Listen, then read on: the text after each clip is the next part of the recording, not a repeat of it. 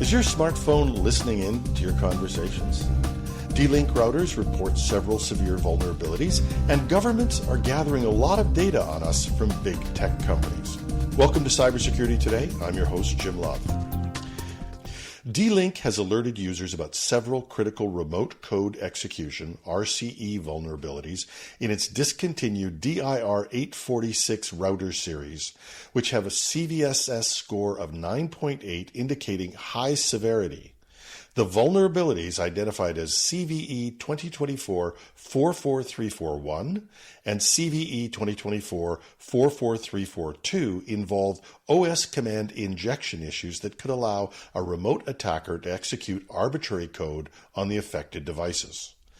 Two additional vulnerabilities, CVE 2024-41622 and CVE 2024-44340, also present high security risks with CVSS scores of 8.8. Now, these flaws enable attackers to manipulate parameters within the routers, leading to unauthorized command execution. Security researcher Yali 1002 discovered these vulnerabilities, and the issues affect parameters which can be exploited via crafted post requests or by an authenticated attacker. Given that the DIR-846 routers are end of life and no longer receive support, D-Link recommends users retire and replace these devices to prevent potential security breaches. The situation underscores the importance of regular hardware updates and the risks associated with using outdated network equipment, but the warning comes as part of a broader context where routers are increasingly targeted by cybercriminals and botnet operators. Earlier in the year, another critical vulnerability, CVE 2024-0769, was discovered in the D-Link DIR-859 routers, which also had reached end of life and were not updated to fix the flaw. Reports that we've read indicate that most of these devices were sold overseas, but given the severity, it may be wise to check if you have these in use anywhere in your organization. We've done a number of stories on the amount of data that large tech companies are collecting on us from our internet and social media usage. But it turns out that governments are also gathering the same data on us from these tech companies. There is, according to a recent study from Surfshark, a cybersecurity company, an increasing number of requests for user data from major tech companies made by governments. That study shows the scale and scope of these requests over the past decade. From 2013 to 2022, government agencies worldwide requested data from nearly 9 million user accounts across Apple, Google, Meta, formerly Facebook, and Microsoft. The United States leads the pack in data requests with a staggering 3.3 million accounts requested over that decade. To make comparison easier, the report expresses the number in terms of the number of requests per 100,000 people in a country's population. And when you put it that way, the U.S. government requests information on 989 accounts per 100,000 people, or if you prefer, 1 in 100 U.S. residents. That's 9 times the global average. Following the U.S. are Germany and the United Kingdom with 850 and 453 accounts requested per 100,000 people, respectively.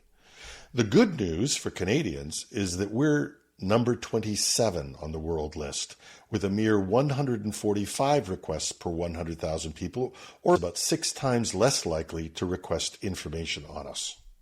Still, the trend is clearly on the rise. In 2022 alone, the report notes a 38% increase in requests compared to the previous year.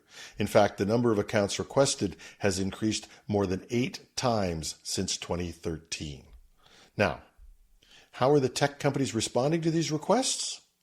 On average, they're complying with 72% of them. Remember that idea that Apple guards your information? Not according to this report.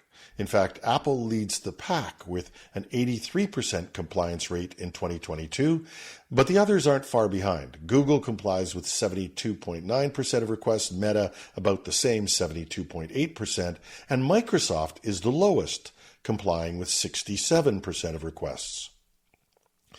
As our lives become increasingly digital, governments are clearly seeing our online data as a valuable source of information for investigation. And as we've said before, why bother spying on your population when you can just buy the data from data brokers, or in this case, just ask for it from tech companies? And given how easy it is to get that data, it's a worthwhile question to ask, what are they doing with it? And how are they ensuring it's used for purposes they requested it for? And how are they keeping it secure? The same transparency that they demand or should demand of the companies and data brokers who gather our data. The report doesn't have those answers, but it does raise some interesting questions. And the report and many useful graphs can be downloaded from the link on the show notes at technewsday.com or .ca. Many of you might have heard someone you know complain that they'd just been talking about some product on their phone, and then they saw an ad for it a few minutes later, and many of you probably taken the time to explain how cookies work in browsers and reassure them that Facebook and others had no way to listen in on their calls, nor to leverage that for advertising purposes. And you would have been wrong. 404 Media reports that documents leaked to it reveal that one of Facebook's advertising partners, Cox Media Group, has reportedly used what they term active listening software that leverages smartphone microphones to capture real-time audio data from people's conversations. This data is then used to deliver more targeted advertisements on Facebook and other platforms, reportedly.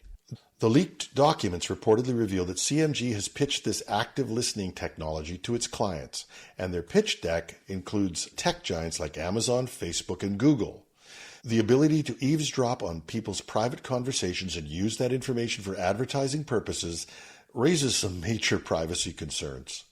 Following the report, Google apparently has removed CMG from its partner program, and Meta, Facebook's parent company, is now reviewing the partnership to determine if the terms of service have been violated.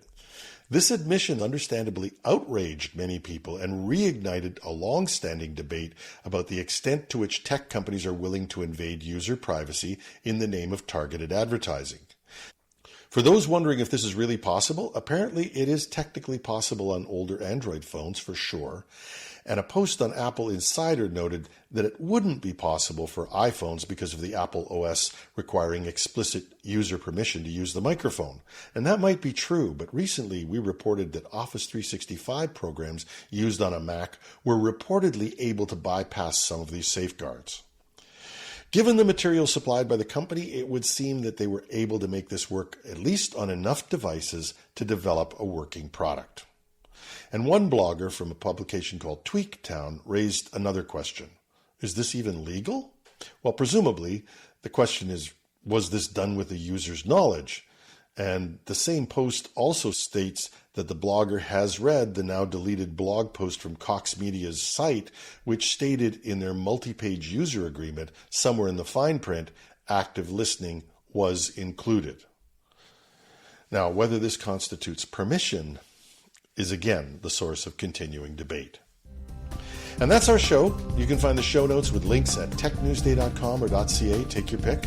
Cybersecurity Today will have its Week in Review show available early Saturday morning, and we'll return to our Monday, Wednesday, Friday routine next week. I'm your host, Jim Love. Thanks for listening.